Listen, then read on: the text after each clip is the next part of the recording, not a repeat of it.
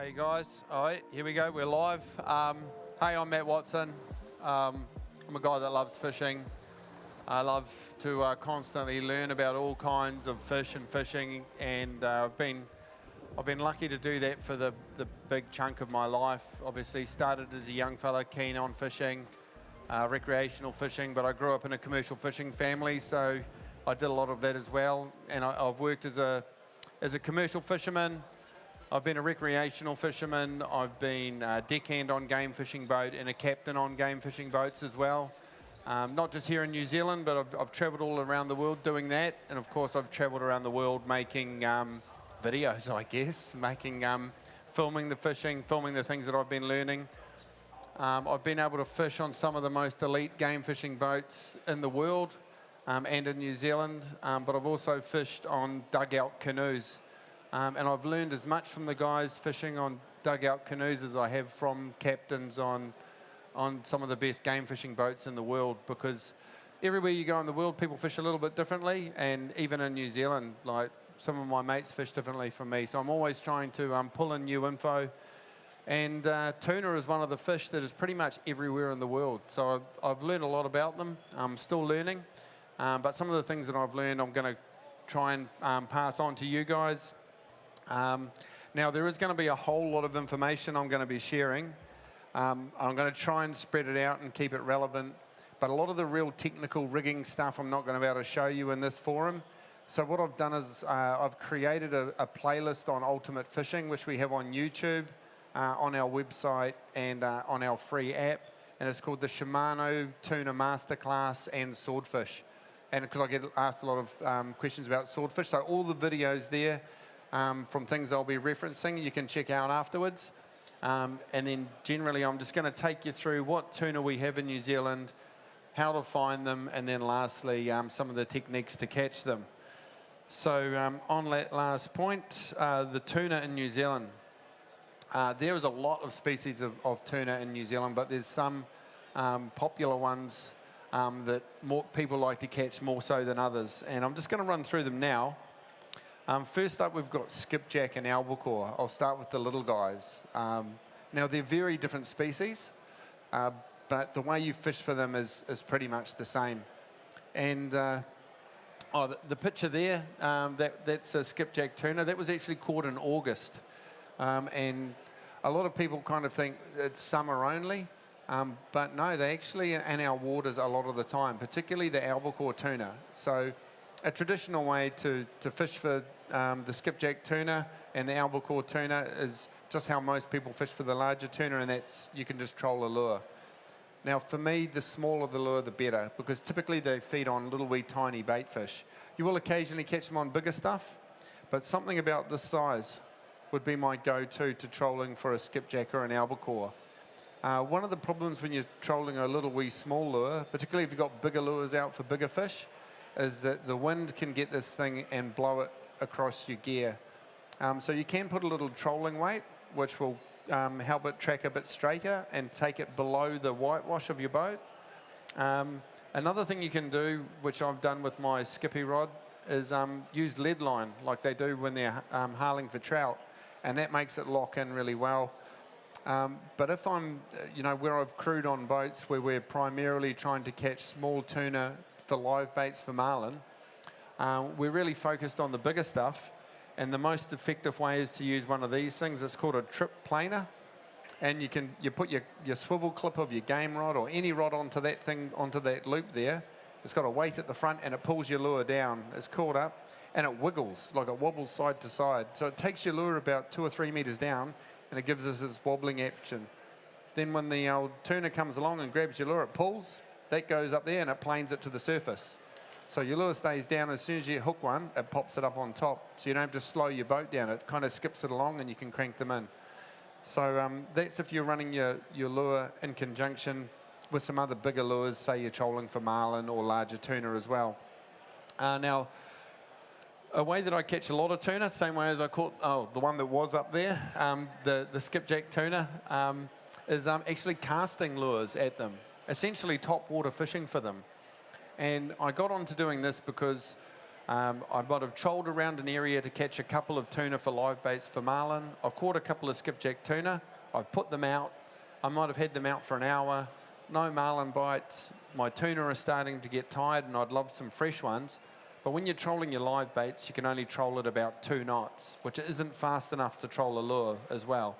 So I'd just get my soft bait set and I'd get a metal lure. This is a Colt Sniper, which is really designed for dropping down and jigging for snapper and stuff.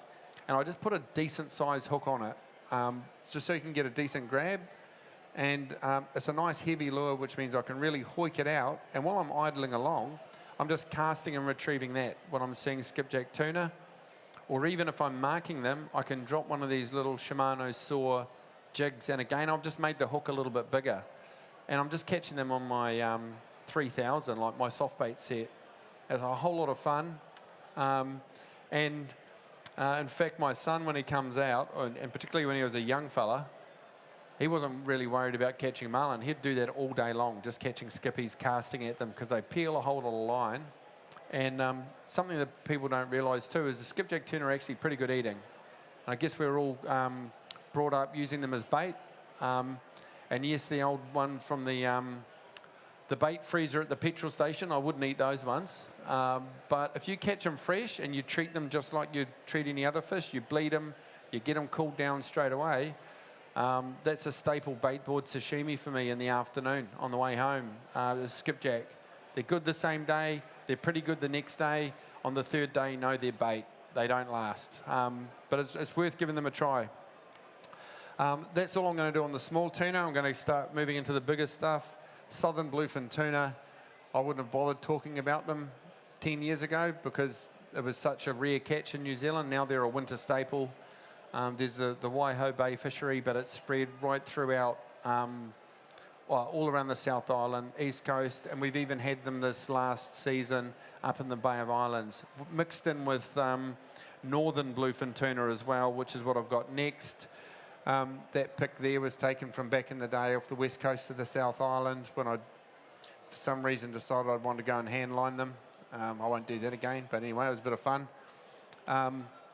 Yeah, it blew my mind when those things turned up. I think that was around 2003 we were fishing for them and we were catching 300 kilo fish in the middle of winter. It was mind-blowing. And now, fish of that size and bigger turned up in the Bay of Islands this last season, and I've learned quite a bit, and I'll share with you what I've learned about those things once we get on to techniques. But next up we've got yellowfin tuna. Arguably, I'll just say it, they're the coolest. I don't know, they look cool. I know everything about them's awesome. They taste great, and love catching them. And then there's the big eye tuna, sometimes mistaken for yellowfin tuna, and they spend a lot of time down deeper. That fish there, we hooked 350 metres down on a mackerel bait, because that's where all the bait fish was. It does present some more challenges when you're getting a bait down deep for tuna, but you also catch them as bycatch on the surface as well. And then here we have all of the tunas together, the main ones that we fish for. Something in common about all those photos, aside from them all having tuna in them, is that I'm real happy in all those photos. And that's because I love catching tuna. And one of the reasons I love catching them is they're so good to eat. Like, man, sashimi. I try and get them cooled down. It's very rare that I'll catch a tuna and the whole thing makes it home without me chewing on it. I always carry a little bit of soy on the boat. You know, it's just emergency supplies. You can go all night eating tuna. So anyway, that's the tuna, that's the background. Next I'm going to talk about where to find them, because of course you can't eat a tuna until you catch it, but you can't catch it until you find them. So tuna can be right up on top, they can be way down deep, they can be in close, they can be a long way out. So I'm just going to talk about the main ways that you'd go about finding tuna, and maybe the seasons you might catch them. So the first way you'd know that if there's a tuna around is if you see one, okay? If you see a giant tuna leaping out of the water, and that shot was taken just around the corner from where I live, was only about 20 metres deep there. So I did have to rub my eyes the first few times I saw these things jumping out of the water. But I was like, no, that is definitely a tuna and it's real. So that would be the first thing I would say is eyes open. And you're not always, when tuna is feeding on the surface, you don't always get a clean look at them like you do there. Sometimes you'll just see what we call explosions or detonations. You could be traveling, you could even be anchored like I have this year, and you see all these splashes.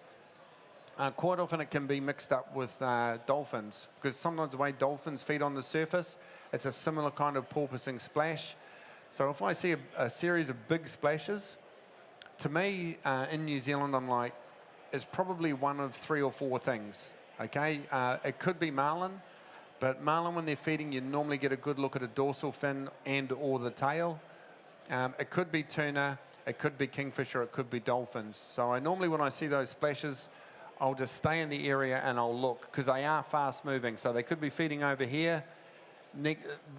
It's pretty unlikely they'll feed in exactly the same spot. So if you can kind of, even if you don't see the fish, you can kind of get a sense of the motion of the splash, look in that direction, see a few more splashes, and then it might go dead, but wait. So wait for 5 minutes. If you don't see a dolphin come up, it's not a dolphin. Because here's a pro tip. Those buggers have got to breathe, so if they don't pop back up to the surface, you know it was some sort of fish.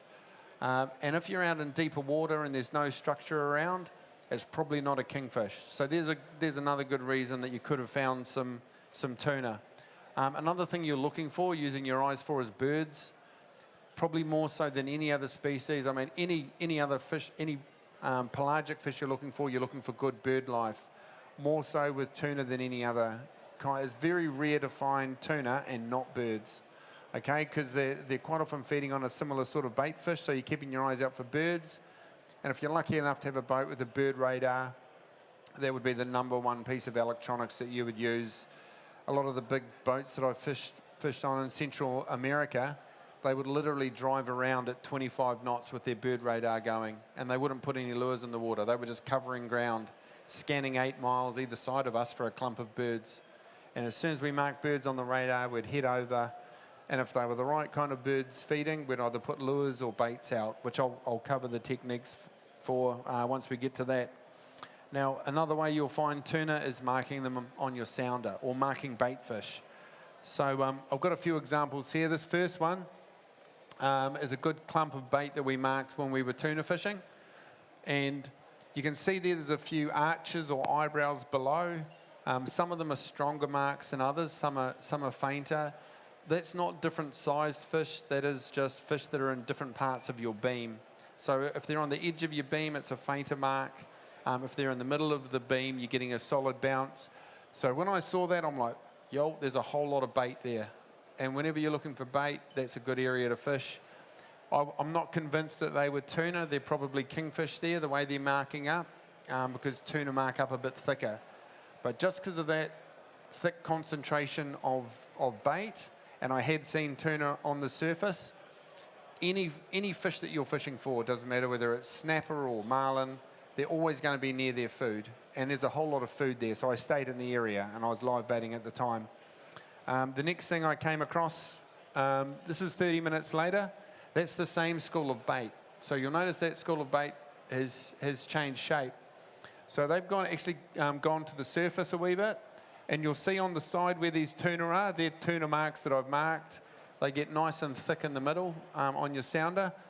That bait has tried to move away from those tuna, so they're giving them a little bit of room, and that's possibly because the tuna are starting to look like they're about to feed. Now, when you come across bait fish, and you probably already knew anyway, bait fish is a good thing to look for when you're fishing for another fish. If the bait fish are on the surface and shoaling, and you can almost hear them, that's because they're sipping bait fish.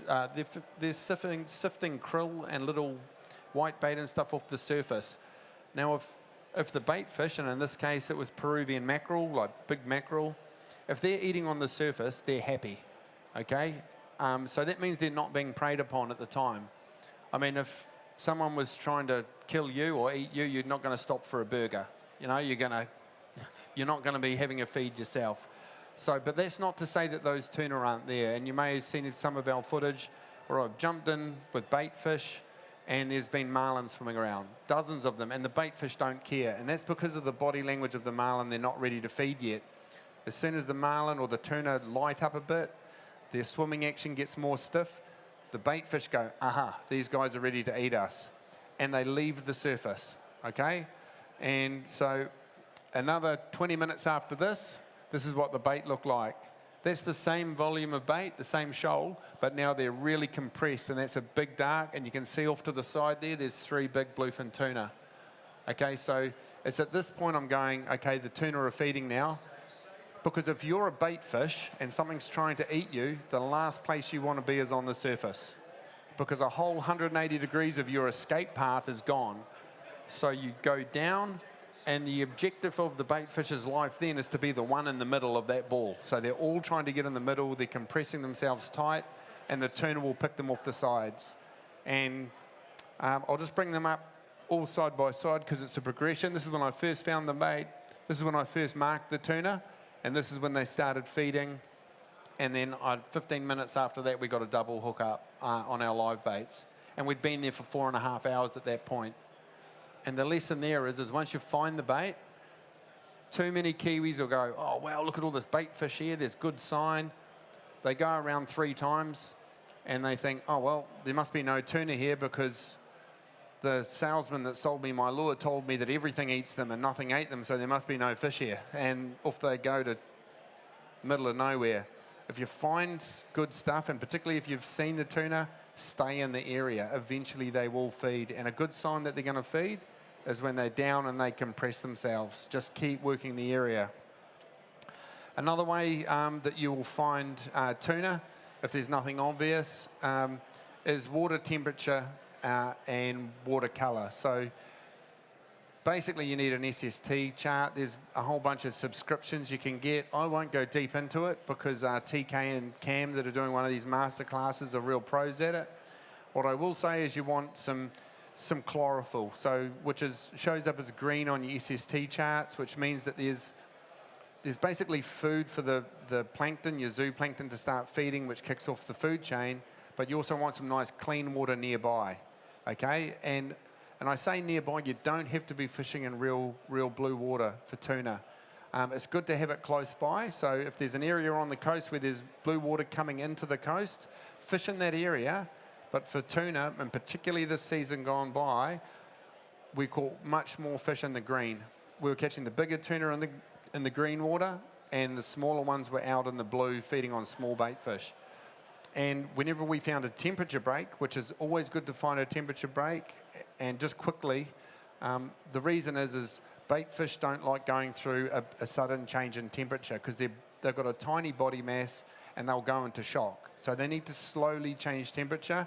So if you get a sudden temperature break, and anything 0.5 of a degree or more is a good temperature break. Your bait fish is swimming along and let's say 20 degrees of water quite happily, and it hits 19.5, like in a sudden, it won't swim through that straight away. So they'll kind of aggregate around there as they're cruising. And the predatory fish know this, so they actually will patrol these lines. And so it makes sense if we're trolling, we work in and out of the temperature break. And this season gone by, every single tuna we got was on the cold side. You know, game fishermen will often hunt the warm water, and it's good to have that warm water by, but the temperature difference is more important than warm stuff. And like all of the big ones we got, they were all in kind of between 18.6 and 19.4, the cooler water. Okay, so that's a quick summary on where to find them. Again, we've got loads of videos if you want to drill into it on Ultimate Fishing. And we'll go into the techniques now. And the first one I'm going to talk about is Topwater. I've got my very own set right here. So not a lot of topwater fishing targeting of tuna gets done on topwater here. I was talking about the skipjacks with your little wee lures. Right here I've got a Shimano Stella. I'll bring all that up for you. This is a 14,000. I've got an 18,000 as well that I use. But I've caught loads of yellowfin tuna on this very setup. It's the same gear that I use topwater for kingies. And there's really no difference to the way that I do it. I've got PE6 casting braid. I've got a 130-pound casting leader. I use a PR knot, which I can show you step by step on Ultimate Fishing if you want to know the knot. And this lure here was one that I used for the yellowfin this season, and that was because I happened to see the bait fish. They were a little bit more slender than this, the Sauri I saw jumping out of the water. I chucked this on. I actually lost the fish, but I got an incredible bite on that lure. Now, that's a floating stick bait, but there's a few different lures that you want to have with you in your arsenal if you're going to be trying top water. This would probably be the most sort of common go-to that most people would have as a floating stick bait. I have caught them on poppers, but not so much in New Zealand. Over in the tropics, when they haven't been eating stick baits, I've caught them on poppers. But I have had a lot of luck, particularly this season, on the bubble dip. It's like a hybrid between a stick bait and a popper, and it's really easy to use. And I actually chucked this on out of frustration of guys that hadn't done a lot of top water fishing on the boat, and we'd have some yellowfin working up, and I'd say, give it a cast, and the cast would be pretty good, but they would see the yellowfin and they'd panic and they'd give it and it would rip the stick bait out of the water as someone was trying to eat it. With these, they just stick to the water a bit better, and they're not as critical on your technique. So I just found that guys, particularly when they're panicking with yellowfin busting around, these were staying in the water, and we got some good bites on them. But if there's one top water lure, here in New Zealand and overseas, I've done better on as a sinking stick bait. And for whatever reason, well, I'll tell you the reason I started doing it is my mate Josh Worthington, who does a lot of yellowfin tuna fishing over in the Seychelles. He's like, sinking stick baits are the best. I did what Josh said, and yeah, they were good. And that's to do really with a lot of the time they're feeding on smaller bait fish, and it's just a simple case that a sinking stick bait is heavier for the size of the lure. Okay, and I've even been in a scenario in Mexico where there was 60-kilo yellowfin, but they wouldn't eat anything bigger than that. So even this stick bait size was too big for these. So we had to go to these little wee metal jigs just so we could cast them, get enough weight, and they were the only things that could get eaten. So that's just a clue to keep an eye on what they're feeding on and try and match your top water lure. And when would you go top water fishing? Well, I wouldn't drive out into the ocean and say, oh, I've heard there's a few yellowfin tuna around, and start casting. Because you're probably going to get pretty tired. You really want to be doing it when there's good birds, surface activity, or you've seen something. And so basically the scenario is if I'm out trolling, I've got that preloaded with a stick bait on it, and it sits in my rod holder up on the bow, and if there's some fish bust up, we can go and cast. Sometimes if a lure just goes off and I know that there's tuna around, this last season, I wasn't even waiting to see what it was because I knew it was such a good chance it was a tuna. I would just pick the rod up and I'd pick a direction and I would cast. And it seemed like about 8 times out of 10, I'd cast that way and they'd start blowing up over the other side of the boat. But and I would say about 30% of the time when a lure went off and I cast, I'd get a bite on the stick bait or catch one on it. So it was just an extra bit of gear to have with me. And also it can be done in conjunction with jigging as well. So again, jigging for tuna isn't something that's all that common. I know a few guys had some success even night jigging down in Waiho for those bluefin. And basically, if you're marking them on the sounder, and I don't know if many of you do much trolling, but if you're getting those good eyebrows and you're getting some bait fish, and they're just not coming up, it can be worth just pulling up to those marks and dropping a jig. And again, overseas, I've fished with guys where we've just driven around and the captain is just fixated on the screen, and he'll be like, pull the lures in, and we'll be dropping jigs 150 meters, and that's where the tuna are. And we're catching like the big eye tuna that you've seen there. And that's because they're just not coming up. And that's where jigging can be really effective. So again, this is the same set that I use for kingfish. And I've caught the yellowfin tuna on this as well. Previously, I was really up-specking the hooks to get a decent-sized hook, but these pebble stick jigs now are coming out with a decent-sized hook, and that's just for holding power. And this exact lure, this is a shinier one than the one that I've got that's beaten up. That's a 290 pebble stick. I think they call it pink blue sardine or something. I'm not sure what they call it. but we did really well on the tuna on that one in particular. And it goes well on kingfish as well. So, yeah, there it goes. It's the Easy Pebble, the 290 or the 350 I use. Where and when? For me, it's when you're marking fish in the top 100 metres of water. And even when you're seeing bust-ups, when you would think, okay, that's your top water opportunity because you can see them on top. Again, if you've seen some of our footage, we might be filming 20 or 30 tuna leaping out of on the surface. I jump in and there's 1,000 of them underwater. And again there, as you're approaching a bust-up, you might have someone casting the top water and you want someone with their eyes fixated on the sounder. And as soon as you start marking, just have this ready to go. Don't go, oh, look, there's some. Should we go and get a jig out the tackle box? Have it ready to go because they are moving quite quickly, and just get it down there. Get your jig down there, and they usually eat it on the drop. So it is something that can be done in conjunction with each other, the jigging and top water. And the next one is chunking, which is probably the oldest technique of tuna fishing in the world. It's how I've done it out of dugout canoes. And that is getting into a general area where you know the tuna are, and you might know they're there because, guy, you've had a bite on your lure, or people are catching them in the area, or you might be marking them but they're not coming up. Stop the boat, have a decent supply of bait. The first time I ever tried it in the 90s, I was just using regular pilchards that I brought from the tackle store or wherever, and I was chopping them into thirds and throwing them out. And in those days, there was no internet or YouTube videos, so I'd read about it in a magazine. And before I knew it, there was yellowfin tuna swimming around the back of my boat. I couldn't believe it. It actually worked.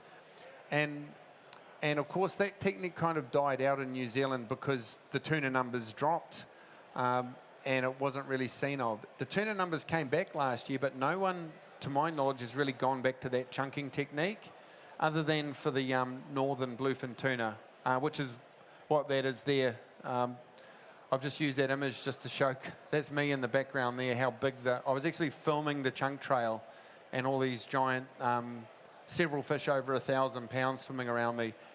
And the point of that is that once they're eating chunks, they don't seem to care about anything.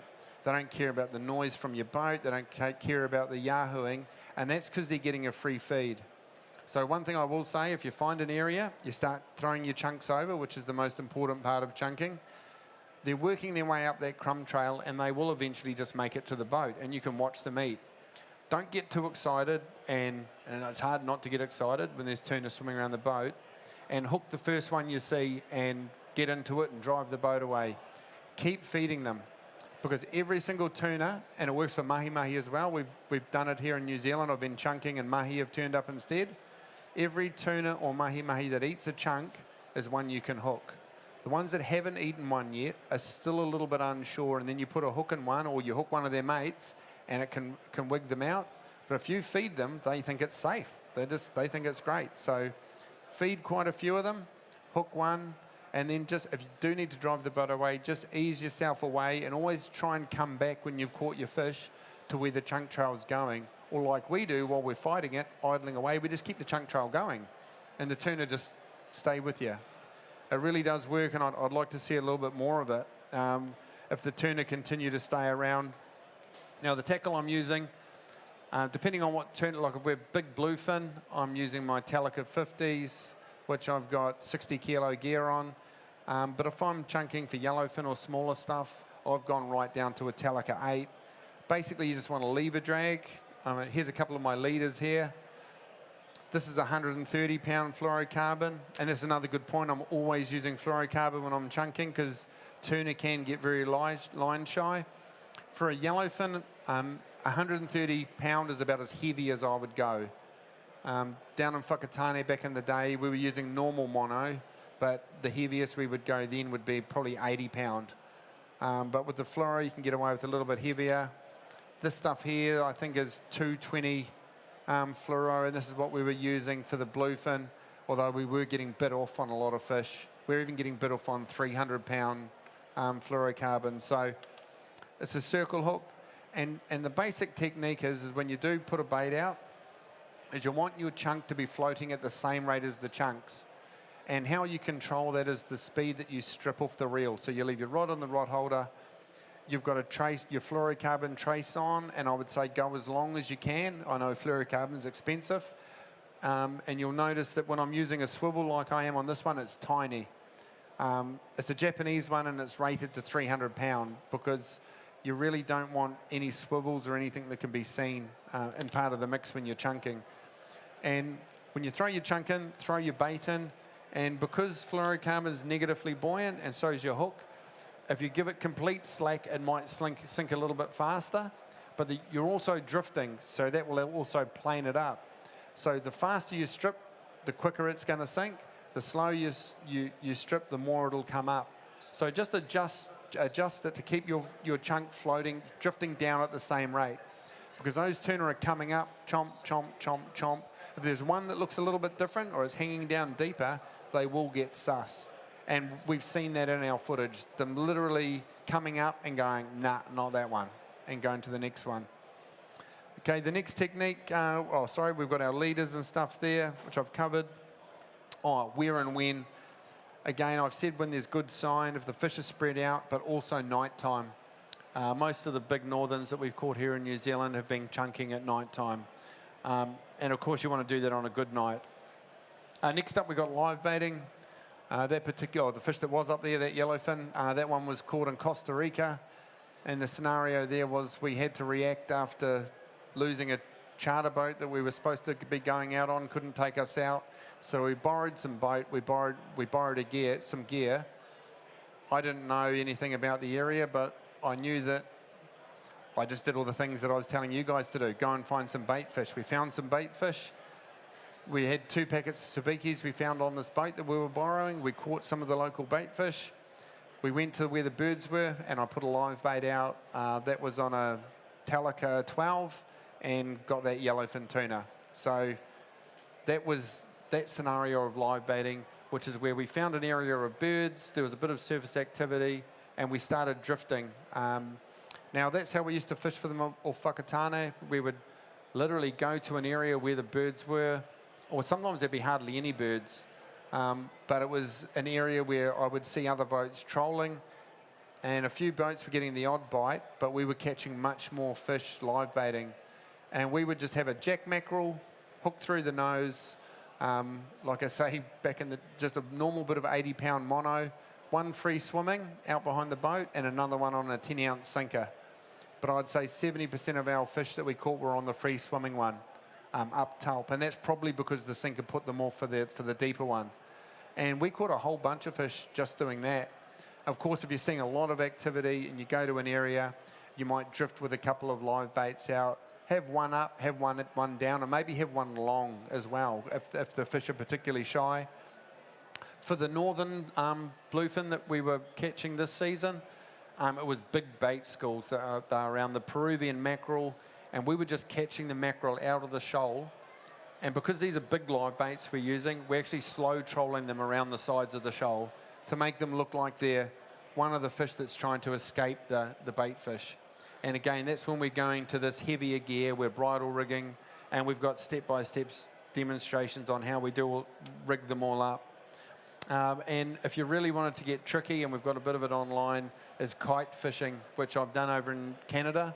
When they get really line shy, we've got footage of these huge fish, and we've got them in a feeding frenzy. I'm talking 20 or 30 fish between 700 and 1,100 pound feeding around the boat, and we're throwing buckets full of chum over. We would put a hook this size, or even smaller than that, into one of the herrings, and we're bucketing them over.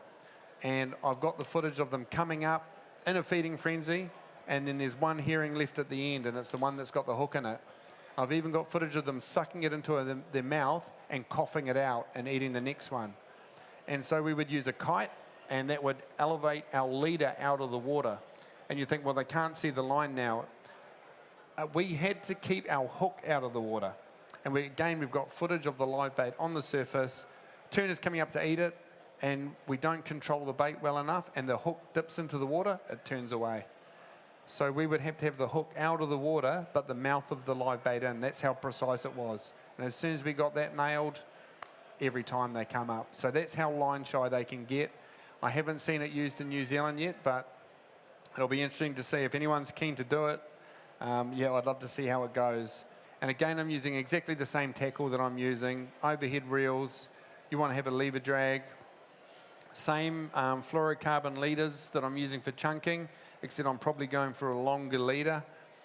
And where and when, so for your yellowfin and your southern bluefin, it's while you're drifting. So you can do it in conjunction with chunking. So if you have found a good area, I would say do both. Have a couple of live baits out, have your chunks going, and just have someone floating a chunk back. And another point with your chunking, once your chunk's about 150 metres out the back of the boat, wind it in and start again, because you're going to start getting too much line drag on it. Okay, trolling. I've deliberately left this till last because that's what most people do. And because New Zealanders have an unhealthy obsession with trolling lures. I think every guy that's ever trolled a lure has told me about how at least one or two of his lures has got magical superpowers and attracts fish. And certainly the guys that sell them will tell you that. And there is no doubt some lures do work better than others. So normally when I'm catching tuna, when I'm trolling, quite often it's by accident. I'm trolling for marlin and a tuna will come along and eat one of my marlin lures. And I go, great, that's a bonus. We've got some sashimi. But if I want to give myself a better chance of catching a tuna, but I'm actually trolling for marlin, and I can only put one tuna lure out, because I only troll 4 lures at a time. I'm not a believer in the more lures you troll, the more fish you'll catch. I just do know that the more lures you troll, the more tangles you're going to get and the more stuff-ups you're going to have. So I'll get my trolling set out here, which is my tuna trolling set. And I keep this on the boat. And things that are a little bit different about this is a Telica 25. It's spooled up with 80-pound Holloway sprayed. I've got a very short top shot of mono on there, like 30 or 40 metres. And then I'm gone to a fluorocarbon wind-on leader. So there's no swivel, and it's a long wind-on leader. I've got like 9 metres of 100-pound fluorocarbon. So I've got no swivel in this whole system. And I'm using a diving lure. And I don't need a swivel. I've actually got one there, but that's just to make an easier attachment. If your diving lure is working well, it shouldn't be spinning, okay? So you don't need to worry about line twist. Now, there's 2 reasons why I don't have a swivel. One is the whole visibility thing I was talking about. Okay, so when your lure's diving down deep, it's a good thing that it's away from that turbulent water, but it's bad in that there's nothing to mask your line or leader, okay? Particularly when you're in clean water, the light will be hitting it. So I've gone for fluorocarbon, and so it's a visibility thing, but it's also a lure performance thing. So these diving lures, the thinner the line that goes to them, and the less drag there is on the line, the better they're going to swim. So you want a nice direct line. You don't want a belly. So your normal big game clip or swivel, if you've got that in the system, that creates drag. And when we watched on our tow cameras, we noticed that created a belly going down to the lure, and the lure didn't swim quite as good. It would flop on its side occasionally. It would spiral upwards, and sometimes it'll even catch the turbulent water from your propellers and flick up on the surface. And if you've trolled bib lures behind boats before, you may have had that problem. If you get rid of the swivel, a nice thin line, it will dig deeper, straighter, and it'll vibrate better. And we just got lots more bites. And I learned that from some guys I fished with in the Cook Islands. And when they're fishing exclusively for tuna, they were running a full spread, 5 diving lures. Nothing else, because it just worked better. So when I'm chucking just one lure out of my spread, I'm putting this exact lure and set out, and it goes onto my long corner. I sacrifice one marlin lure, and I put this out, and yeah, it works.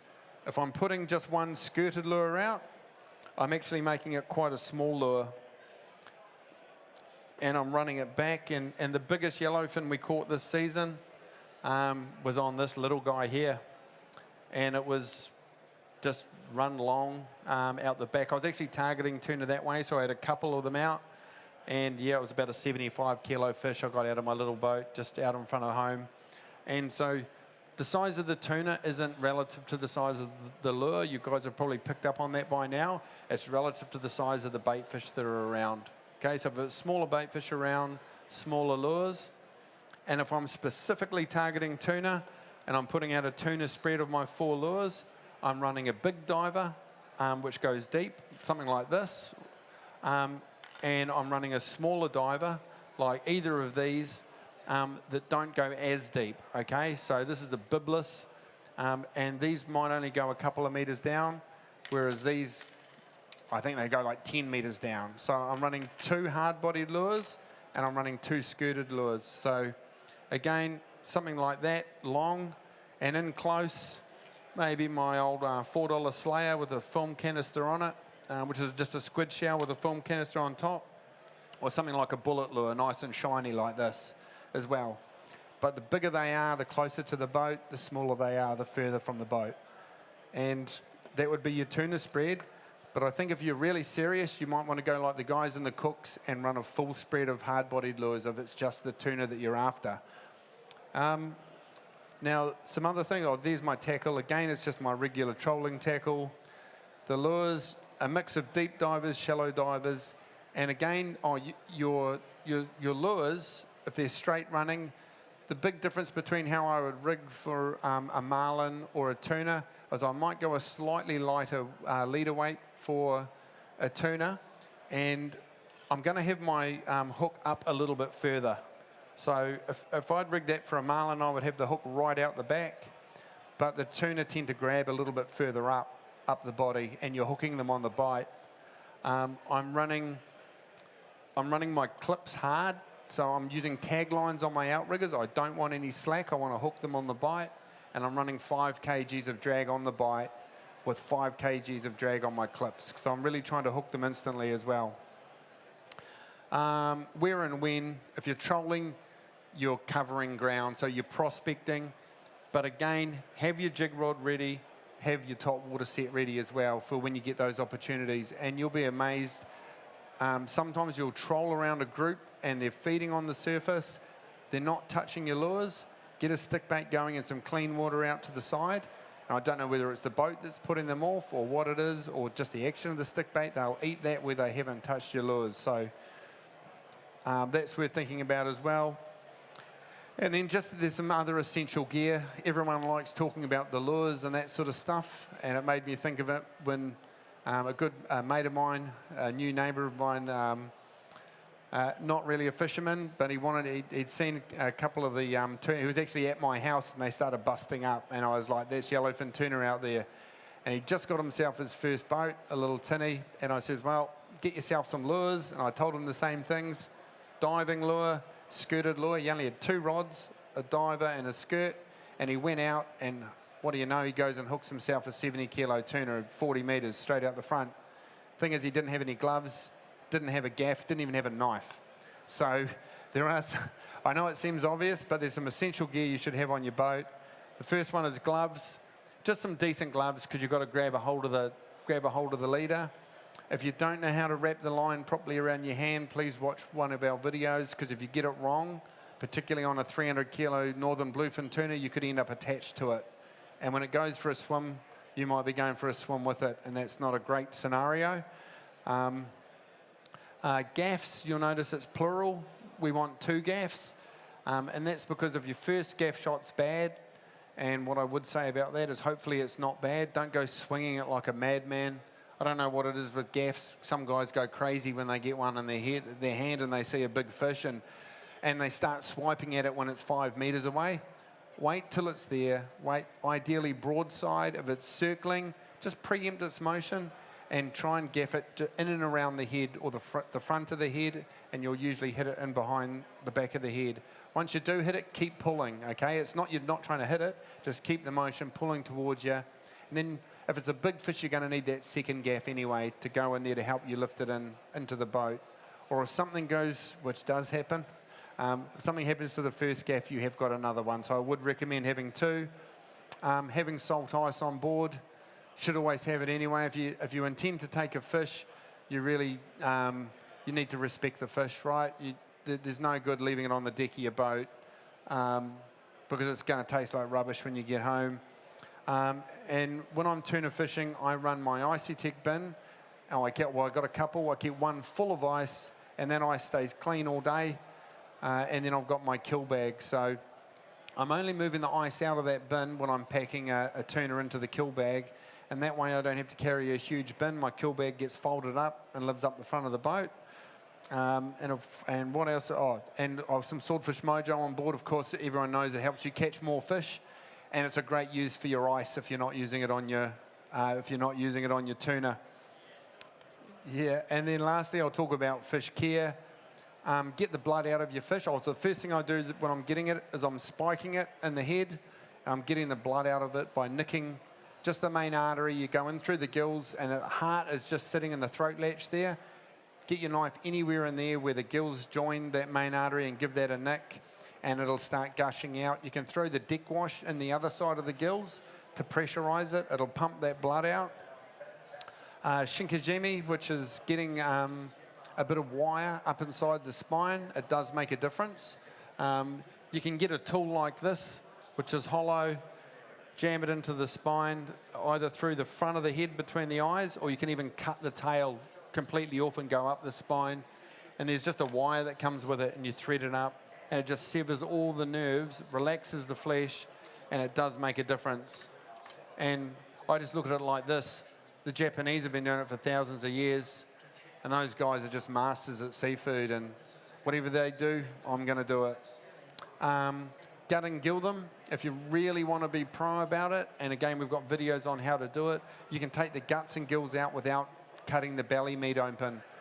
You do it through the gills, give it a good hose out on the inside, and pack the inside of the guts with ice, and it'll chill it from the inside out, and again, it'll just it'll chill it to the core. And then so you get it cold in the middle, pack it in ice in your kill bag, and that fish is going to be coming home pristine. And in my case, not all of it gets home, because as soon as it's properly cold, a couple of tins on the bait board, some bait board sashimi, and man, it's just the best. So yeah, thanks for your time. I've gone over a little bit. I've done it every day, but it's the first time I've done this chat. I'm not running away anywhere. I'll be here for a meet and greet if you've got any further questions. But yeah, thanks for your attention, and good luck on those tuna out there.